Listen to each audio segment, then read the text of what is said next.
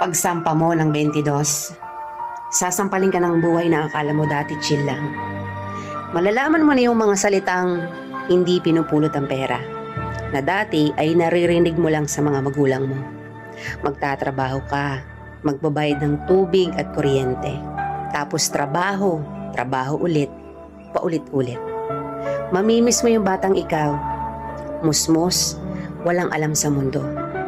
May mga gabing bibilangin mo ang oras ng tulog mo kasi akala mo makakatulong ito.